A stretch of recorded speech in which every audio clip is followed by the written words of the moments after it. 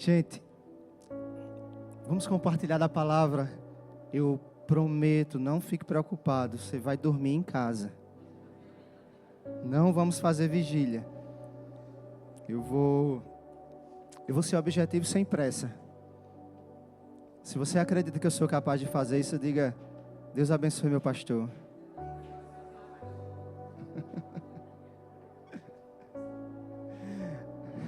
Eu ouvi dizer aqui, um passarinho me disse que a pastora não falou isso.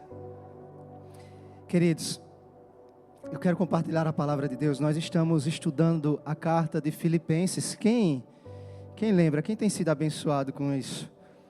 Cada semana tem sido algo confrontante, né? E é interessante porque é uma série que nós estamos chamando de a Carta da Alegria. Mas toda vez que eu digo que a gente vai pregar sobre a alegria, o povo não entende. Né? Diga, lá vem o pastor falar da alegria de novo. Aí ele tira o cinto e dá umas... Mas a verdade é que Paulo ele está falando sobre a alegria do sofrimento em Cristo. Vocês entenderam? E nós vamos hoje estudar um pequeno trecho, principalmente do capítulo 3 de Filipenses. E apesar da série ainda ser a Carta da Alegria, mas o tema de hoje é o Deus Estômago. É isso mesmo que você está escutando, amém? Diga comigo, o Deus Estômago. Amém? Nós vamos falar sobre este tema.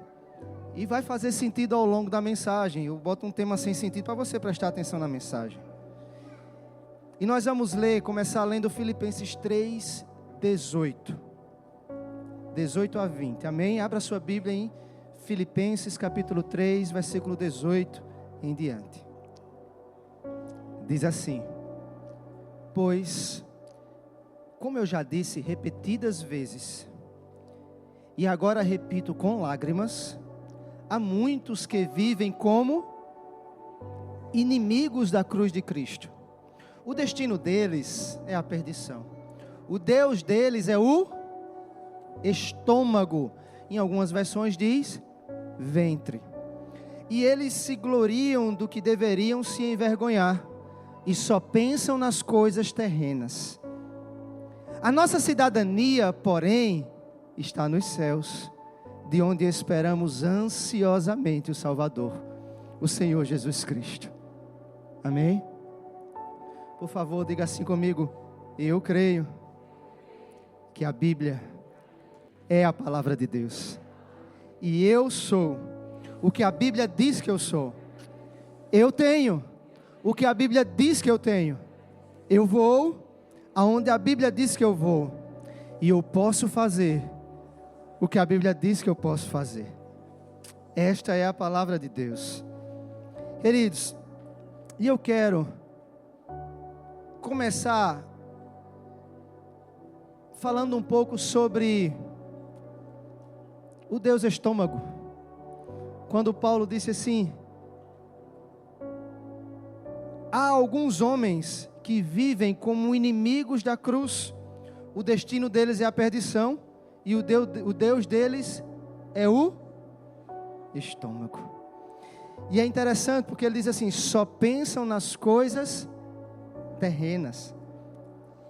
Sabe, queridos, o que Paulo estava dizendo, para que vocês entendam um pouco do contexto, é que Paulo estava pregando para uma igreja que ficava numa colônia chamada Filipos. Vocês lembram que eu expliquei isso na primeira mensagem? A carta aos Filipenses é uma carta que Paulo enviou para um povo que habitava num lugar chamado Filipos.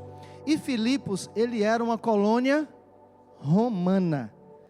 Você sabe o que significa uma colônia romana? Uma colônia romana significa que, apesar de Filipos estar fisicamente fora de Roma, distante de Roma, mas os filipenses tinham os mesmos direitos e privilégios dos cidadãos que moravam em Roma. Além disso, as mesmas leis e condutas que existiam em Roma governavam Filipos. É como se Filipos fosse uma cidade romana fora de Roma. mas toda a lei de Roma funcionava em Filipos.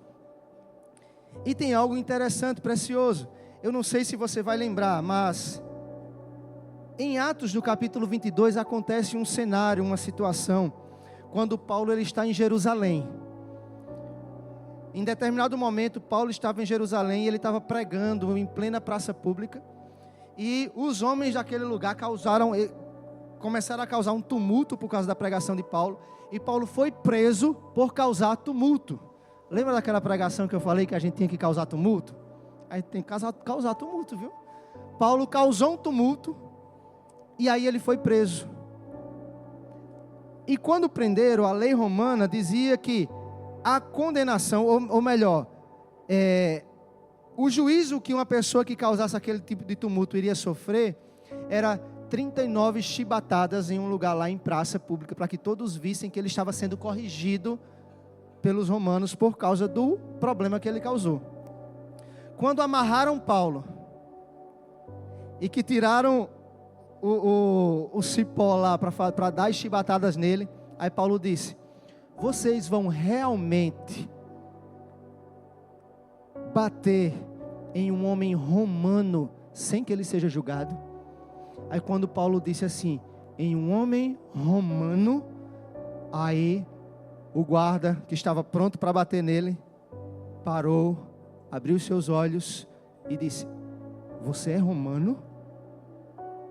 Aí Paulo disse: sim, eu sou romano. Aí aquele soldado disse assim: eu paguei muito dinheiro para conquistar a minha cidadania romana. Aí Paulo disse assim: eu tenho esse direito por nascimento, eu nasci romano. E naquele momento, o povo do Sinédrio e os soldados ficaram assustados, porque eles tinham prendido um homem romano sem julgar, e isso era contra a lei de Roma. Agora imagine o que aconteceria com aqueles guardas, se eles tivessem açoitado Paulo.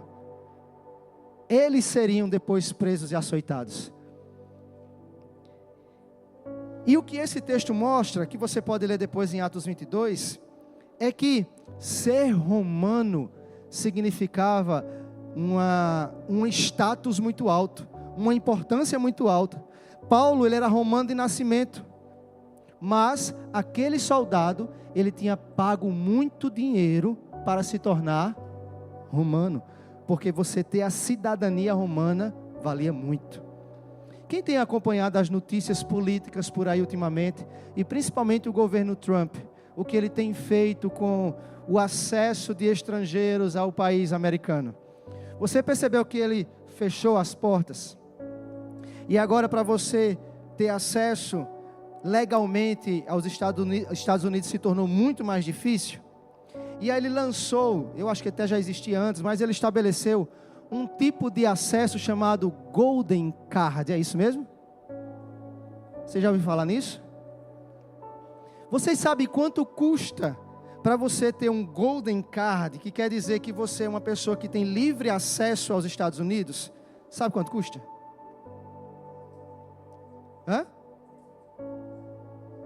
$1 milhão, aproximadamente 5 milhões de reais, não é isso? Pelo menos na última pesquisa que eu fiz foi. Ou seja, $1 milhão para você ter um Golden Card, para você ter acesso livremente à nação americana. Por quê? Porque você ter acesso à nação americana significa status, poder, negócios. Talvez grandes homens de negócio estejam pagando aí alguns milhões para poder ir lá e fazer negócios nos Estados Unidos. Na nação romana isso já existia há muito tempo. O povo pagava muito dinheiro para poder se tornar um romano. Vocês entenderam? Aí só para vocês entenderem, o que é que acontece? Quando Paulo estava pregando e falando aos filipenses, ele disse assim, no versículo 18: há muitos que vivem como inimigos da cruz, porque o destino deles é a perdição, e o Deus deles é o estômago, ou o ventre, que quer dizer eles mesmos, e eles se gloriam do que deveriam se envergonhar. só pensam nas coisas terrenas.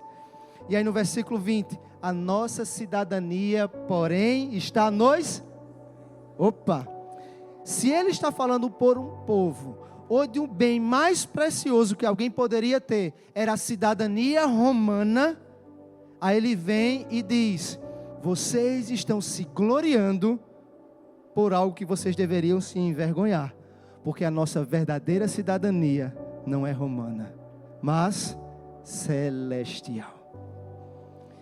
Queridos, e a verdade, o primeiro ponto que eu quero falar com vocês nesta noite é sobre o Deus estômago. O Deus estômago são aquelas, fala daquelas pessoas que têm o seu próprio estômago como Deus. E quando eu falo de estômago, eu não estou falando de comida, eu estou falando de ventre. Talvez ventre fosse até uma tradução melhor para isso aqui.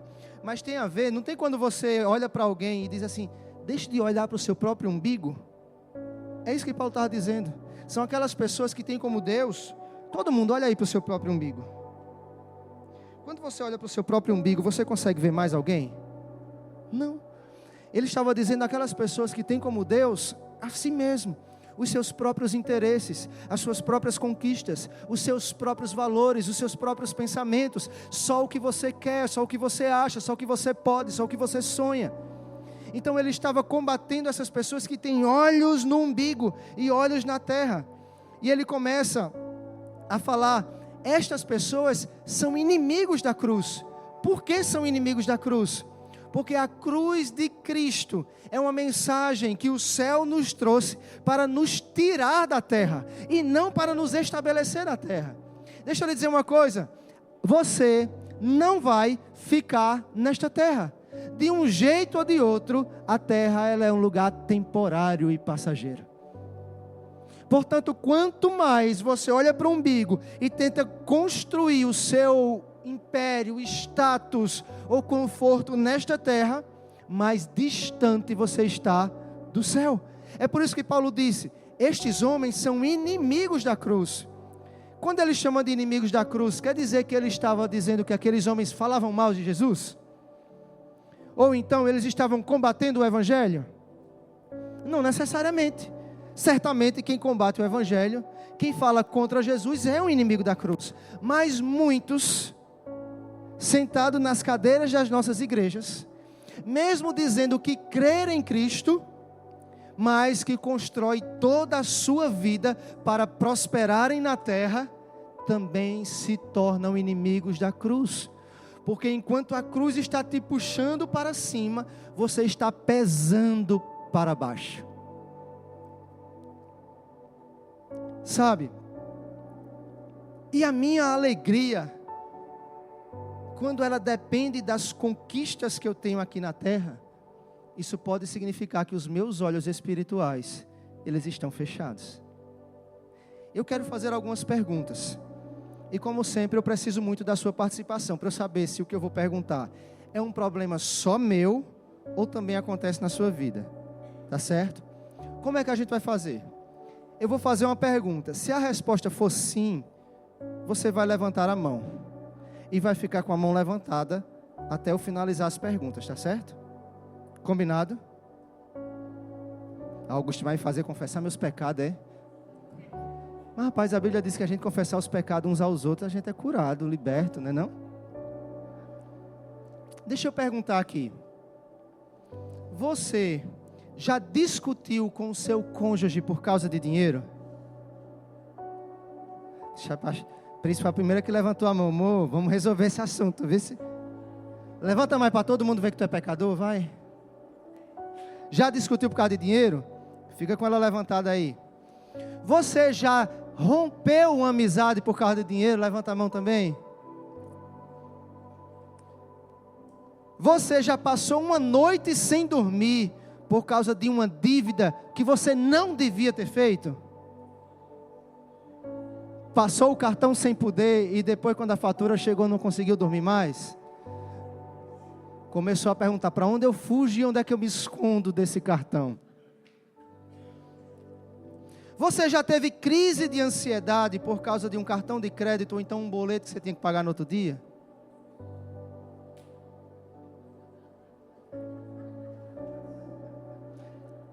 Você já se sentiu fracassado ou então incapaz porque você ainda não tem uma casa própria, ou um carro, ou um iPhone, ou então dinheiro para viajar, ou não consegue nem ir num restaurante chique? Você já se sentiu assim? Meu Deus do céu, para que eu vivo nesse mundo? Eu não consigo nem comer num restaurante. Você já se sentiu assim? Você já se sentiu desprezado e feio porque você não é popular no Instagram, ou então você não é fotogênico nas suas fotos, ou então porque as pessoas não se interessam por você? Todo mundo aqui está de autoestima em dia, é? Porque eu não tiro uma foto que preste. Meu sonho, ainda bem que tem ninguém sentado aqui. Meu sonho era ser, meu sonho não, né? Eu fiz planos de ser um pastorzinho blogueiro. Só se for com a tela preta, porque eu não tem jeito, eu não consigo, não. Digo, Jesus, eu não nasci para isso. Eu vou pregar para quem é deficiente visual, porque aí fica mais fácil para mim. Só escuta a minha voz. Queridos, é interessante. Quando as boas novas do Evangelho não são suficientes para me dar motivos para me alegrar, é possível que eu esteja servindo o meu próprio Deus, estômago, umbigo. Porque Deus, Ele não me dá promessas de que eu vou prosperar, realizar e construir coisas nessa terra. Na verdade, tem muitas. Deus nos dá promessas de prosperidade. Mas Ele não está dizendo que se você for para a igreja você vai prosperar. Às vezes você não pode prosperar. Vocêzinho não pode prosperar. Você já parou para perceber que se Jesus colocar dinheiro na tua mão, tu não vem para a igreja domingo? Porque a primeira coisa que tu vai fazer é pegar uma viagem no próximo final de semana. E no outro também, e no outro também, e no outro também. Gente, Deus, Ele trata conosco como um pai trata um filho. Não é dando tudo o que nós queremos, nem realizando tudo o que nós desejamos, mas formando em nós homens e mulheres maduros. Tem muita coisa que você quer, mas você não pode. Meu filho de 11 anos está aqui, tá? Desceu, né? Tá, vou descer, então vou falar dele. Deixa eu dizer uma coisa. Você vai olhar para a maioria, eu não sei como é que isso acontece, mas você vai olhar para a maioria dos adolescentes, dos jovens aqui, eles estão tudo de iPhone. Eu nunca tive um iPhone, porque eu acho que é dinheiro demais para se gastar. Mas eu sei que quem pode, pode. Mas é interessante. Caleb tem 11 anos. E ele não diz assim, papai, me dá um celular. Ele diz assim, papai, me dá um iPhone. Quem é pai, tem filho assim também, ou só acontece lá em casa? Papai, me dá um iPhone. Eu disse, filho, o que é um iPhone? Ele disse, eu não sei, mas eu só queria um iPhone. Para que você quer um iPhone? Papai, meu celular, ele tem está muito lentinho. Eu disse, então eu lhe dou um outro celular. Mas por que você quer um iPhone? Porque todos têm, porque todos os amigos têm.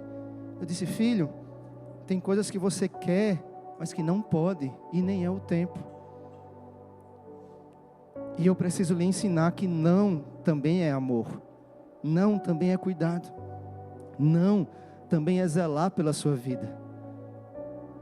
Sabe? E o que Paulo está dizendo aqui é que nós muitas vezes crescemos como homens e mulheres que amamos o nosso próprio umbigo e chamamos o nosso estômago de Deus. E o que é que isso quer dizer?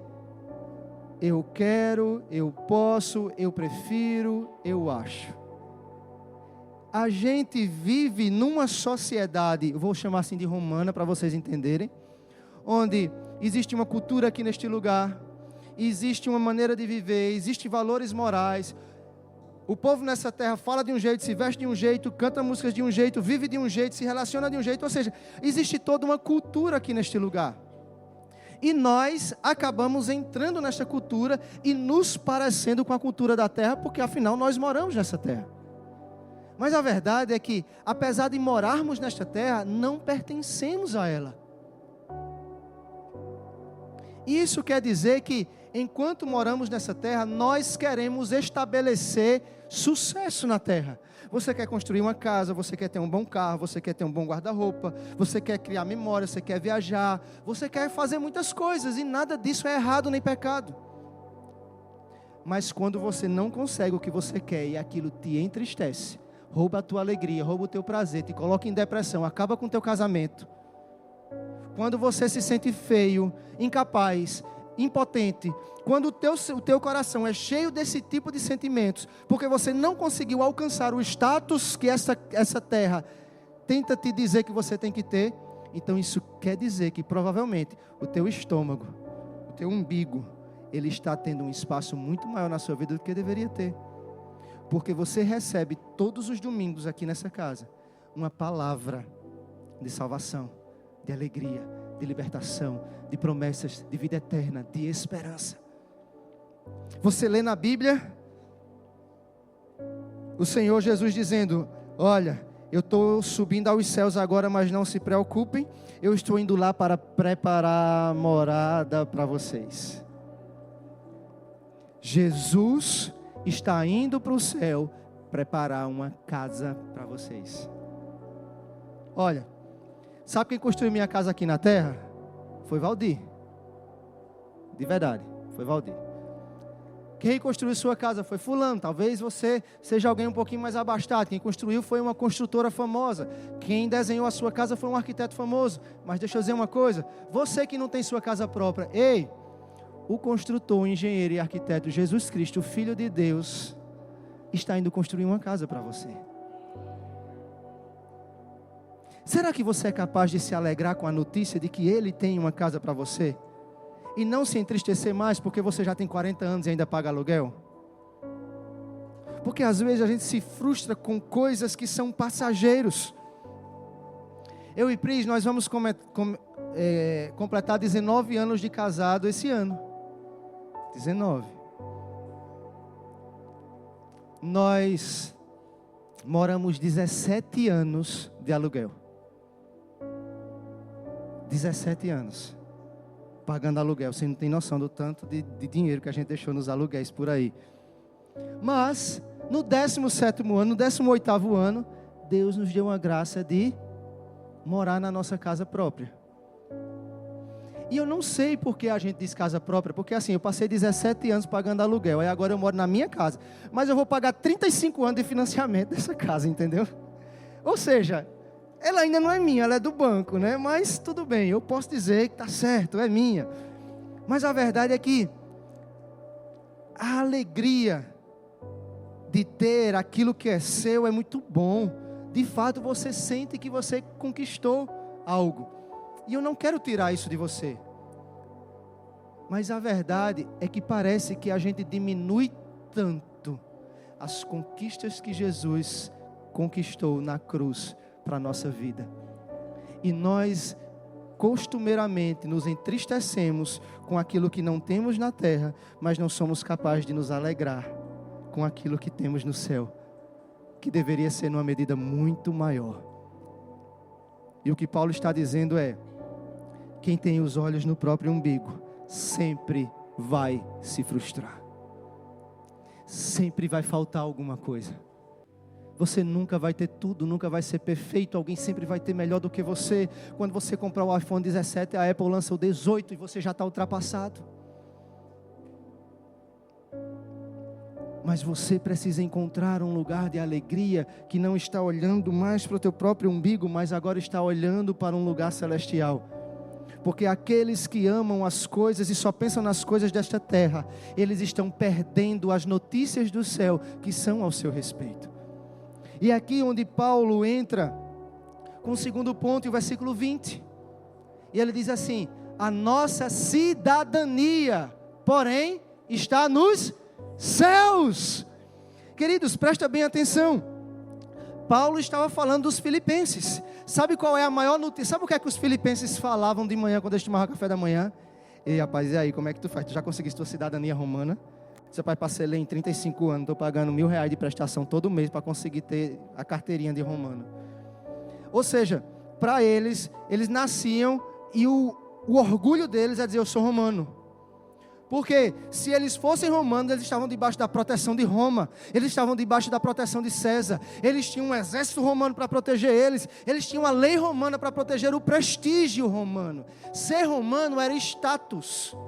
Era como se fosse assim. Se eu chegasse aqui e dissesse, eu tenho uma casa nos Estados Unidos, qual é a primeira coisa que você ia pensar de mim? Rico, pastor, é rico. De onde é que está? Milionário, onde é que está vindo esse dinheiro? Porque a gente associa aquela nação à riqueza. Roma era associado a um império militarista poderoso e rico. Status. O povo tinha medo do exército romano. Então, qual era a segurança do povo de Filipos? A cidadania romana. E aí Jesus chega e diz assim: ei, a nossa cidadania não é mais romana. Existe algo muito, muito, muito, muito mais precioso. Nós somos cidadãos do céu. Nós somos cidadãos do céu. Nós temos cidadania celestial. Cara, queridos, e essa cidadania celestial, ela é uma revelação, obrigado meu irmão, que impacta profundamente a nossa vida. Porque quem tem um entendimento que apesar de estar na terra, tem uma cidadania celestial, vive como se estivesse no céu. E pelo menos 3 coisas mudam na sua vida quando isso é uma verdade dentro de você. A primeira delas é que você entende a sua identidade e origem. Diga assim comigo: o cristão vive no mundo, mas os seus valores morais, sua legislação e sua verdadeira pátria procede do reino de Deus. É como se fosse assim: você está nesse mundo, todo mundo mente, mas você não, porque o meu reino é um reino de verdade. Eu estou nesse mundo, todo mundo é corrupto, mas eu não, porque o meu reino é um reino de justiça. Eu estou nesse mundo e se tornou normal a imoralidade, mas eu não, porque o meu rei é um rei santo.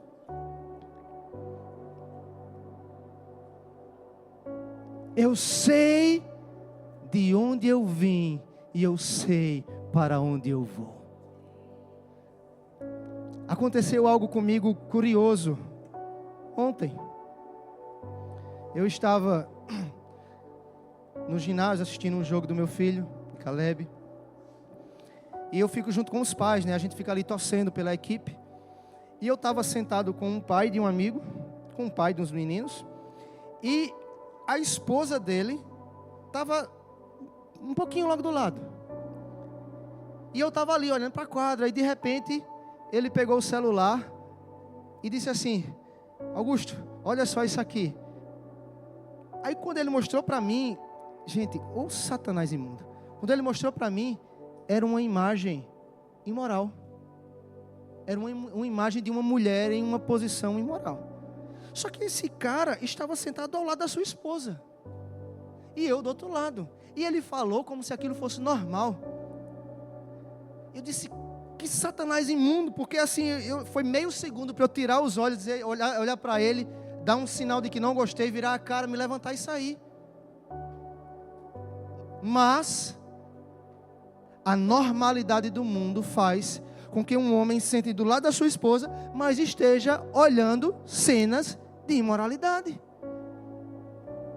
Mas eu pertenço a um reino de santidade, de fidelidade, de verdade, de justiça, onde a imoralidade não tem lugar. Então o que é normal lá fora não é normal para mim, é anormal. E as pessoas ao meu redor precisam saber disso, para que da próxima vez não tentem trazer para mim o que não é normal. Sabe, nós precisamos ter identidade. De onde é que vem essa identidade? Quando você é cidadão do céu. Augusto, mas o céu está lá e a gente está na terra, como é que faz? Não. Jesus disse que nós somos embaixadores. Você sabe o que é ser um embaixador? Por um período eu morei na cidade de Brasília, eu e Pris, no começo do nosso casamento, a gente morou 1 ano e meio lá. E lá é muito diferente daqui da nossa região. Lá tem o que eles chamam de setor de embaixadas. É como se fosse um bairro onde só tem embaixadas. Embaixadas são casas que representam o governo de um outro país. E você anda na rua e você vê só as plaquinhas. Embaixada americana, embaixada portuguesa, embaixada holandesa, você vê só as embaixadas. Se você sair correndo e entrar dentro de uma embaixada dessa, você não está em território brasileiro. Se você entrar na embaixada, qualquer que seja, você não está em território brasileiro. A polícia, o exército, a guarda, pode ser quem for do Brasil, ele não pode passar do portão, porque daquele portão para dentro, legalmente, é um território estrangeiro, dentro do Brasil.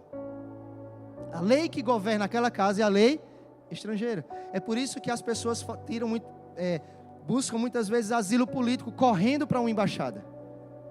Só que o que acontece? Jesus chegou e disse assim: vocês são embaixadores. O que acontece? O que quer dizer? Vocês estão em Campina Grande, mas a lei que governa vocês é a lei do seu país de origem, é a lei do seu reino de origem. A sua casa está lá no bairro do Catolé, do Zé Pinheiro, onde é que você mora? Fala aí bem alto. Pronto, é isso mesmo. A sua casa está lá, mas quando eu entro dentro da sua casa, eu não estou mais na cidade de Campina Grande, eu estou na embaixada do reino celestial. E ali quem governa são as leis do reino de Deus, e quem está ali são o povo, os embaixadores do reino de Deus, e a sua palavra representa a palavra de Deus. Portanto, se somos embaixadores, precisamos entender que nós estamos andando e caminhando debaixo da lei do reino de Deus. É como Filipos, era uma colônia romana, não estava em Roma, mas a lei que vigorava ali era a lei romana. A cidadania que vigorava ali era a cidadania romana. Ei, eu estou olhando para homens e mulheres celestiais. Vocês moram em Campina, vocês habitam em Campina, mas a cidadania de vocês é celestial. O reino que te protege, o reino que te guarda, o rei que é por você, é o rei dos reis e senhor dos senhores. A tua vida está debaixo da guarda e proteção do rei dos reis e senhor dos senhores, e os teus valores são os valores do reino de Deus.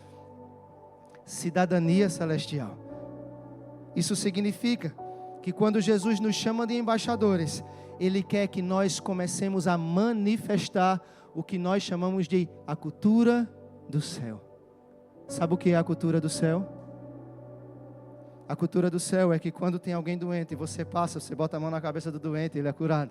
A cultura do céu é que quando tem alguém aqui que não conhece a palavra de Deus e você passa, você olha para ele com olhos de amor e compaixão e começa a falar do reino de Deus, e ele começa a ter o coração amolecido e convertido. A cultura do céu é que você passa nos ambientes de corrupção e você começa a purificar aquele ambiente.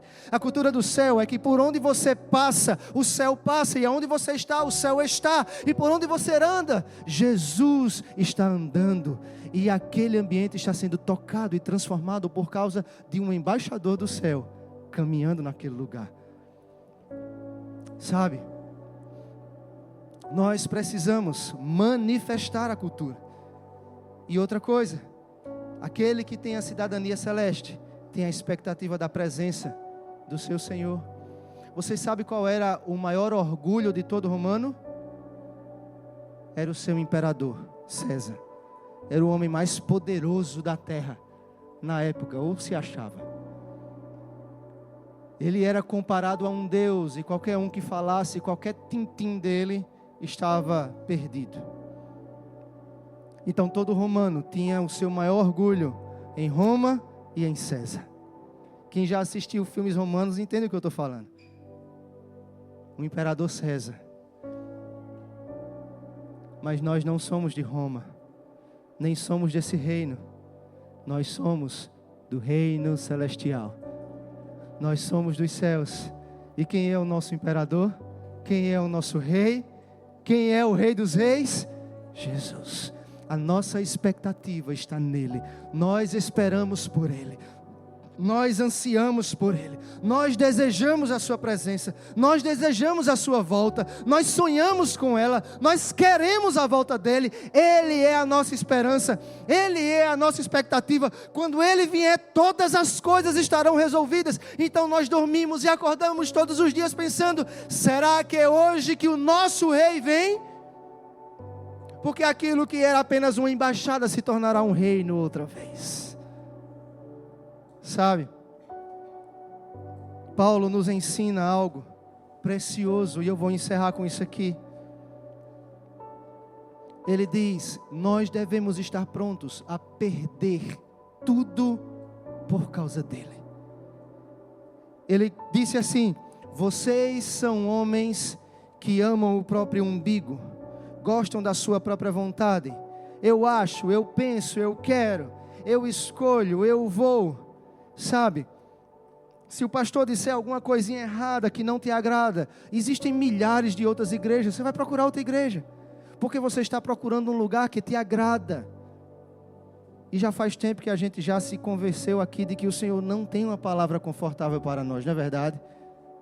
Às vezes eu fico pensando, de verdade, eu só não juro porque é pecado, mas eu penso de verdade, às vezes eu olho, Pris é minha testemunha, chego em casa, nós temos uma rotina. Todos os dias, a gente sai daqui da igreja, às vezes a gente vai lanchar, às vezes não, mas quando a gente chega em casa, descemos do carro, abrimos a porta da nossa casa, aí Belinha vem. Belinha é nosso petzinho, uma Schnauzer desse tamanho, 5 quilos, bem branquinha. Ela vem toda feliz, porque ela já sabe que quando a gente chega da igreja, é hora de passear com ela. Aí a gente vai, leva na pracinha para ela fazer as necessidades. Mas eu pego na mão de Pris. O que é que tu achou do culto? O que é que tu achasse? Diga, amor, tu acha que o povo vai voltar domingo? Amor, o que é que tu acha, hein? Será que eles vão aguentar? Será que eles voltam domingo? Porque, gente, quando Jesus falou ao meu coração assim, leia a Bíblia com a igreja, vocês estão percebendo que eu estou lendo capítulo por capítulo? Às vezes eu junto alguns capítulos, mas é uma porção bem pequena. Quando Deus me trouxe essa direção, eu nunca tinha meditado tão profundamente em cada trecho da palavra. E a verdade é que a palavra é extremamente confrontante. Ela não é como um algodão doce. Ela está mais como aquele suco verde tem aquele suco verde que você toma de manhã sem açúcar, que você está precisando de levantar a imunidade. É mais para aquilo. Ela está mais para levantar a tua imunidade de manhã, tomando aquele suco cheio de troço verde, do que um algodão doce para adoçar a sua vida. Porque ela nos confronta para que a gente possa ser mais parecido com Jesus. E eu não posso mudar isso, porque eu não tenho como pegar esse texto e ler de outro jeito, eu vou inventar. Então, queridos, eu quero ler com vocês isso aqui, mas em minha própria defesa, foi Paulo que escreveu, tá certo? Bora ler? Volte aí para o versículo 7. Novamente, quem foi que escreveu? Para vocês não dizer que foi o pastor da igreja, tá certo? Eu estou só lendo a Bíblia com vocês.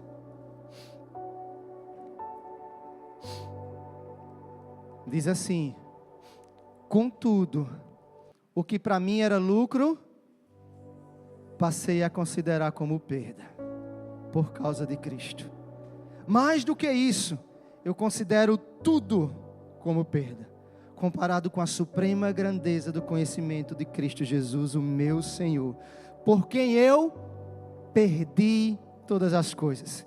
Eu as considero como esterco, para poder ganhar Cristo e ser encontrado nele, não tendo a minha própria justiça, que procede da lei, mas a que vem por meio da fé em Cristo, a justiça que procede de Deus e se baseia na fé. E ele conclui dizendo o quê? Quero conhecer Cristo e o poder da sua ressurreição e a participação nos seus sofrimentos, tornando-me como ele na sua morte, para de alguma forma alcançar a ressurreição dentre os mortos. Queridos, deixa eu encerrar dizendo isso aqui para você. O céu não parece com a terra. A cultura do céu não se parece com a terra. Quanto mais conhecemos a Cristo, mais estranhos nós somos aqui na terra. Eu me lembro de uma vez, eu era adolescente, E eu sei lá, devia ter uns 15, 16, 17 anos. Eu estava num evento de jovens. E os meus pastores da época, pastor Wagner, pastor Eneide, pastores incríveis, homens de Deus. E a pastora Eneide, ela estava pregando sobre santidade. E ela começou a dar uma palavra de santidade, só que aquela mensagem profunda, extremamente radical, um jovem radical santo. Aí um amigo meu, no meio da multidão, que era um evento, cutucou assim, meu ombro, fez assim: Augusto, não tem como a gente viver o que ela está pregando. Por que ela prega num nível tão assim, sabendo que a gente não vai ser desse jeito? Aí o pastor de vocês, lembrando, isso foi há 30 anos atrás, tá certo? Um pouquinho menos que isso. Olhou para eles e assim, cheio de qualquer coisa menos o Espírito Santo, disse assim: ela sabe que a gente não vai alcançar esse nível. Então, ela precisa pregar aqui para ver se a gente consegue pelo menos chegar aqui. Diga assim: misericórdia. Se um dia alguém der esse conselho para você, saiba. Diz assim: para trás de mim, Satanás. E eu falei isso para ele. E anos depois eu me envergonhei por ter dito isso. Porque não tinha nada a ver. Sabe o que era? É porque aquilo que ela estava pregando de acordo com o nível de intimidade que ela tinha com Jesus. Ela já andava numa proximidade com a cultura do céu tão grande, que como Paulo, ela dizia: tudo para mim é perda, desde que eu seja encontrado em Cristo. É como se todas as outras coisas perderam o valor e agora não vale mais a pena buscar apenas viver uma vida para ter prazer, alegrias e diversões, porque eu encontrei Cristo. Então eu perco todas as coisas por causa do Cristo que eu encontrei. Tudo que eu desejo agora é que no dia da sua ressurreição eu ressuscite. E a verdade é que eu não entendi isso porque eu estava distante de Cristo. Cada vez que você se aproximar de Cristo, é como se fosse assim: aqui está a vida que você vive. E aí alguém fala sobre Cristo, aí você dá um passo na direção dele. Mas quando você dá um passo na direção dele, você dá um passo de distância da vida que você levava. E aí alguém diz: tem mais de Jesus para você. Aí você faz: eu quero mais. Aí você dá mais um outro passo. Aí você está mais longe da vida que você levava. Há muito mais de Jesus ainda. Você dá mais um passo. Você dá mais um passo. Você dá mais um passo. E chega uma estação onde não faz mais sentido aquilo lá. O lugar que você frequentava, a vida que você vivia, as músicas que você escutava, as memórias que você tinha, as roupas que você vestia, os amigos que você tinha, não fazem mais sentido. Não é que é proibido, eu não estou proibindo ninguém de fazer coisa alguma. Eu estou dizendo que na medida em que você caminha na cultura do céu, a cultura da terra se torna inapropriada. Porque a cultura do céu e a cultura da terra não conversam, não são iguais, não se casam. Para experimentar o céu tem que deixar a terra. Para experimentar o céu tem que sair da terra. E aí a gente começa perdendo para poder ganhar. E se eu puder te convidar para ficar em pé, nós vamos ceiar. Mas eu quero ler um texto para você.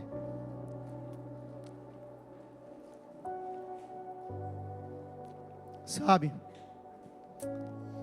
a minha renúncia, ela me aproxima de Cristo.